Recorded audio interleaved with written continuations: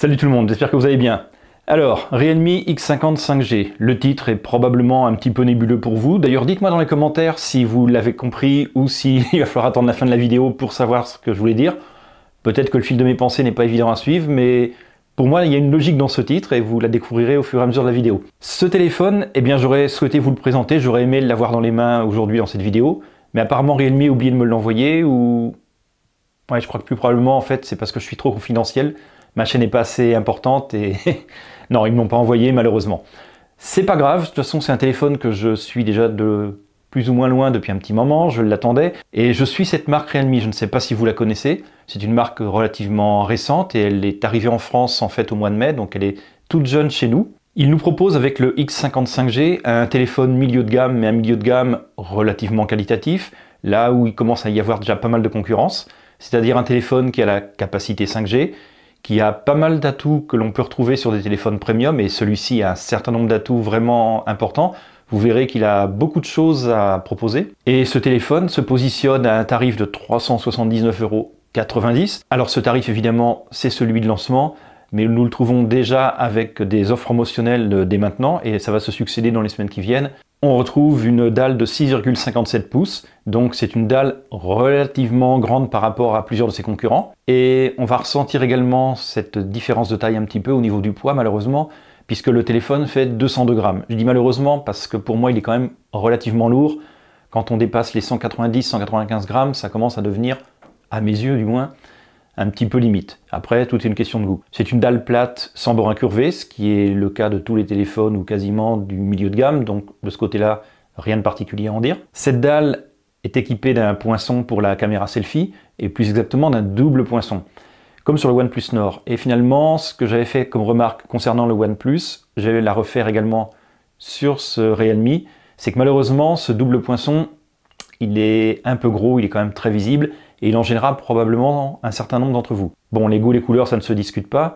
Par contre, je reviendrai un peu plus loin dans la vidéo sur ce double poinçon, et pas forcément pour justifier sa présence. Les bordures ne sont pas trop épaisses, elles sont relativement correctes. Le menton est un petit peu épais, mais dans le milieu de gamme, en fait, c'est très cohérent, c'est vraiment conforme à ce que l'on retrouve chez les concurrents en règle générale. Alors, cette dalle, évidemment, elle a un élément très particulier, c'est sa fréquence de rafraîchissement. Bien ici, on va avoir la première dalle à 120 Hz sur un téléphone milieu de gamme. Et Realme sur ce point fait fort. Nous retrouvons des dalles à 120 Hz habituellement sur les téléphones premium et encore sur certains d'entre eux uniquement. Par contre, une dalle à 120 Hz, il n'y a pas de mystère. Sur un téléphone à 380 €, il faut la compenser par quelque chose. Et c'est tout simplement que cette dalle, elle va être LCD et non pas OLED comme ses concurrents. Alors une dalle LCD, elle va être moins qualitative. Les noirs ne seront pas aussi profonds, la luminosité ne sera pas aussi élevée, et la visibilité sur les côtés sera un peu moins bonne. Donc voilà, c'est pas rédhibitoire, la dalle elle est loin d'être mauvaise, très très loin même. Après, il faudra voir selon votre usage si le 120 Hz c'est pour vous quelque chose de primordial. Si vraiment ça apporte un gros plus à votre utilisation, alors ça sera clairement le meilleur téléphone de sa catégorie. Si par contre le 120 Hz c'est un peu moins important, et si surtout c'est la qualité de l'écran qui prime, là, il est évident que vous regarderez probablement plutôt vers des dalles OLED, et là-dessus, je ne pourrais pas répondre à votre place. Donc ce téléphone, au niveau du dos, il est très standard, il a 4 capteurs alignés verticalement sur le côté, comme pas mal de ses concurrents. Il va avoir le capteur d'empreinte sur la tranche droite, au niveau du bouton de marche-arrêt, et l'élément, là aussi, qui le démarque un petit peu de pas mal de ses concurrents, c'est malheureusement l'absence d'une prise jack, puisque sur le milieu de gamme, c'est quand même quelque chose que l'on retrouve de façon très régulière, et hélas, le Realme X50 5G n'est pas équipé de cette prise et ça sera pénalisant pour un certain nombre d'entre vous, je le sais. Pour moi, d'une façon générale, le design de ce téléphone, c'est qu'il est très sympa. Je le trouve vraiment agréable, il est beau, il est bien fini. Évidemment, il est très très traditionnel, il ressemble à beaucoup d'autres. C'est vrai que tous les téléphones chinois, ça ressemble un petit peu, plus ou moins. Maintenant, est-ce l'élément primordial? J'ai envie de dire que non. Pour moi, ça ne l'est pas. Il a un design qui est moderne, qui est vraiment dans l'air du temps, donc c'est probablement le plus important. Il y a des points qui seront un peu pénalisants pour un certain nombre d'entre vous. Ça sera à chacun de décider ce qui compte vraiment ou ce que vous pouvez mettre de côté. Mais pour moi, c'est un téléphone qui, de ce point de vue-là, est très très sympa. Pour la partie hardware, là non plus, on ne va pas avoir de grosses surprises. Nous avons un Snapdragon 765 5G, comme tous ses concurrents, puisqu'évidemment, c'est un téléphone qui a la capacité 5G, ce qui est très très intéressant pour sa durée de vie, pour son évolution au fur et à mesure des années. Et d'ailleurs, j'avais fait une petite vidéo il y a quelques mois sur le Snapdragon 765G, comme quoi pour moi c'était probablement le processeur qu'il fallait suivre. Et oui, je continue à le dire, aujourd'hui c'est probablement sur cette gamme de téléphones que l'on retrouve les téléphones les plus intéressants, parce que ce sont ceux qui réussissent à maîtriser plus ou moins les coûts, et ils nous permettent d'avoir des téléphones quand même qui sont très qualitatifs et qui vont pouvoir durer dans le temps puisqu'ils ont cette fameuse compatibilité 5G. Ce téléphone sera toujours en mesure, dans 2 ans, si vous changez d'avis, de basculer vers un nouveau forfait. Ça vous évitera de devoir changer le téléphone s'il continue à vous convenir. Alors nous avons 6 Go de RAM et 128 Go de stockage. Au niveau de la France, c'est la seule configuration qui soit disponible, du moins pour le moment. Alors c'est de la LPDDR4X et de l'UFS 2.1. Mais dans le milieu de gamme, c'est tout à fait normal. Donc au niveau de ses capacités, c'est un téléphone qui va être très correct, il n'y a pas de problème. Au niveau du stockage, il n'y a pas, comme sur la plupart de ses concurrents, de possibilité d'extension. Donc de ce point de vue-là, on ne peut pas dire qu'il se différencie fortement de la concurrence, mais en même temps, c'est relativement normal. Pour ce qui est de la batterie, ce qui est un élément un peu plus différenciant d'un téléphone à l'autre, cette batterie, elle est de 4200 mAh, donc ça vous permettra de tenir très largement la journée sans aucune difficulté, même en 120 Hz. Et si vous savez être un petit peu économe et que vous le mettez en 60 Hz, vous devriez même tenir 2 journées en règle générale avec ce téléphone. Donc capacité de batterie très intéressante, il sera autonome, ça c'est un bon point. Et il a en plus une recharge rapide de 30 watts, ce qui vous permettra en 15 ou 20 minutes, si vous avez un petit moment de libre et que le téléphone commence à baisser, de le recharger pour terminer la journée sans aucune difficulté. Bon, évidemment, pas de recharge sans fil, pas de recharge renversée, mais nous sommes dans du milieu de gamme, c'est totalement normal. Bon, pareil, pas de certification IP68. Alors si au niveau du hardware, ce téléphone ne se démarque pas, on va regarder un petit peu plus précisément quand même au niveau des optiques, au niveau de la photo et des caméras. Puisqu'en général, on peut y voir un peu de différence, en théorie du moins, entre les téléphones. Et bien en fait ici, ça va pas être le cas vraiment, parce que vous allez avoir 4 capteurs au dos, comme sur la quasi-totalité de ses concurrents. Et sur ces 4 capteurs, il n'y en a que 2 qui vont mériter un peu votre intérêt, c'est-à-dire le capteur principal, qui est un grand angle de 48 millions de pixels, et le capteur ultra grand angle de 8 millions de pixels. Les autres, vous pouvez les oublier, ce sont des capteurs anecdotiques qui n'apporteront rien de plus au téléphone. Le capteur principal, de jour, va vous faire de bonnes photos, c'est un capteur qui va combler la grande majorité d'entre vous, à moins d'être vraiment très attiré par la photo. Pour ce qui est des photos de nuit, ce sera déjà un petit peu plus limite, mais j'ai envie de dire que dans le milieu de gamme, c'est pas quelque chose qui dénote forcément. L'ultra grand angle, par contre, ce ne sera pas tout à fait la même chose, il va être moins qualitatif. Les bords sont plutôt mauvais, les détails manquent, et c'est un téléphone qui, dans un certain nombre de contextes, va avoir un problème de colorimétrie, notamment les photos ont tendance à aller pas mal vers le jaune.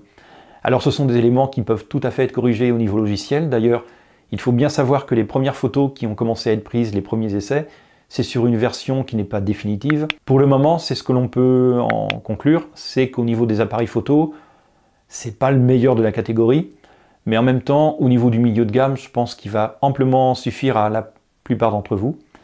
Et le capteur principal, lui, s'en sortira quand même pas mal de jours. De nuit, comme je vous le disais, voilà, c'est un petit peu moins bon, mais en même temps, les concurrents font pas vraiment mieux. Pour les capteurs qu'il y a sur la face avant, je vous en parlais au niveau de l'aspect du design, je reviens dessus parce qu'il y a 2 capteurs. Alors il va y avoir un capteur de 16 millions de pixels, qui est le capteur principal, mais ils ont ajouté un deuxième capteur qui est destiné au mode portrait. Et il n'y a aucune raison d'ajouter un deuxième capteur, la plupart ou la quasi-totalité de ses concurrents font sans et s'en sortent très bien. Donc en fait, cette deuxième caméra sur la façade avant, elle ne sert à rien. Et c'est bien le problème du double poinçon qui aurait très bien pu être remplacé par un poinçon unique, qui aurait été quand même un peu plus harmonieux en termes de design. Pour ce qui est de la vidéo, c'est une capacité sur la face arrière, 4K 30 fps. Par contre, et là je précise bien qu'au niveau de la vidéo, la 4K n'est pas stabilisée. J'ai pu lire ou entendre que la 4K était stabilisée à 30 fps, c'est pas du tout le cas. Elle n'est stabilisée qu'en 1080. Alors on a vu qu'au niveau du design, au niveau du hardware et même au niveau de la photo, finalement, le téléphone est quand même très proche de ce que font ses concurrents directs. Là où chacun a sa particularité, c'est évidemment sur la partie logicielle. Et au niveau de la partie logicielle, nous avons de l'Android 10, donc ça, c'est standard, aucun problème là-dessus. Et nous avons une surcouche logicielle maison, comme le font la plupart des concurrents, ou même tous les concurrents. Et ici, nous avons Realme UI. Alors Realme UI, il faut savoir que c'est en fait un dérivé très proche de ColorOS 7 que vous retrouvez sur les téléphones Oppo. C'est normal, Oppo, Realme, ce sont des marques cousines, elles appartiennent toutes les deux au groupe BBK, comme appartiennent d'ailleurs à ce groupe les marques OnePlus et les marques Vivo. Et chez Realme, donc vous allez retrouver pas mal de ces avantages. Je dis bien pas mal, mais pas forcément tous, Parce qu'il faut quand même bien voir une chose, c'est que ce n'est pas ColorOS. Ça reste très proche, mais il y a des différences.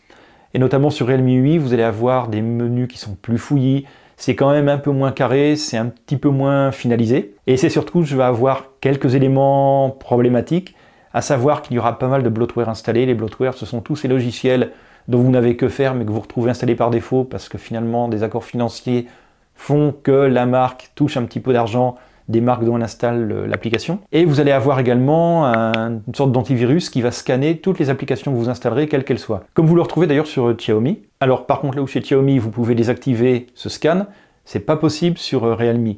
Et franchement, moi, pour l'avoir eu entre les mains chez Xiaomi pendant quelques temps, je ne l'ai pas désactivé aussitôt, je peux vous dire que c'est très vite gonflant quand vous installez quelques applications d'affilée. Donc une interface logicielle qui globalement sera plutôt pas mal, parce qu'elle est quand même basée sur ColorOS 7 qui est très appréciée. Il y a énormément de retours très positifs sur cette interface d'Oppo, donc vous allez la retrouver en grande partie sur les Realme, mais il y aura quelques points un peu négatifs qui malheureusement gâchent un petit peu l'ensemble général. Peut-être que certains points seront un peu améliorés par des mises à jour, je pense notamment au côté un peu fouillis de son interface. En conclusion, ce téléphone, ce qu'on peut en dire, c'est qu'il est très intéressant. Pas fondamentalement différent de ce qui se fait dans la gamme. Il est plutôt très similaire à la plupart des téléphones face à qui il va se retrouver. Il a un gros avantage. Vraiment, son avantage principal, ça va être son écran à 120 Hz. Par contre, c'est un téléphone qui va faire des concessions, c'est normal, je vous le disais dans d'autres vidéos, chaque téléphone doit faire des concessions. Donc il faudra voir un petit peu en fonction de votre usage quels sont les éléments qui sont primordiaux, quels sont ceux que vous pouvez mettre un peu de côté,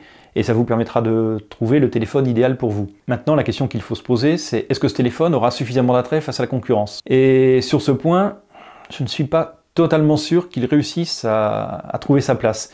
Alors il va trouver sa place auprès d'un certain nombre. Il est évident que son écran à 120 Hz va générer un certain nombre de ventes. Alors si on le compare, et c'est un petit peu là où je voulais en venir dans le titre, quand je disais plus au sud que le nord. Alors tout simplement parce que pour moi, le OnePlus Nord est un poil au-dessus en termes d'attrait.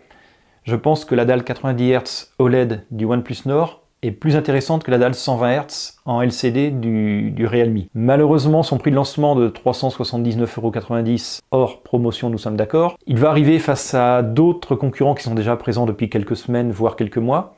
Des concurrents dont les prix ont commencé à baisser, voire très fortement baisser. Le Xiaomi Mi 10 Lite était disponible en promo ces jours-ci à, je crois, une centaine d'euros de moins. Alors ce téléphone est très intéressant, malheureusement il arrive pour moi là aussi un petit peu tard. Je ne sais pas encore, c'est aussi une marque qui n'est pas très connue. Alors évidemment elle est connue de ceux qui suivent un peu l'univers de la téléphonie mobile, mais le plus grand nombre, ça ne leur parlera pas forcément. Je suis curieux de voir comment ce téléphone va se vendre. Il a vraiment des atouts, mais est-ce qu'il en a assez pour réussir à se démarquer face à la concurrence? Est-ce que sa dalle à 120 Hz parlera au plus grand nombre? La plupart des acheteurs de milieu de gamme ne sont pas forcément des technophiles. Dites-moi ce que vous en pensez dans les commentaires. Je serais curieux d'avoir votre retour sur ce téléphone. Est-ce que pour vous, c'est une marque qu'il faut suivre de près? Je pense que oui, à mon avis. Mais dites-moi si c'est votre cas également. N'hésitez pas à liker, à commenter la vidéo, n'hésitez pas à la partager sur les réseaux sociaux, vous savez que c'est toujours bon pour la chaîne et pour les algorithmes de YouTube.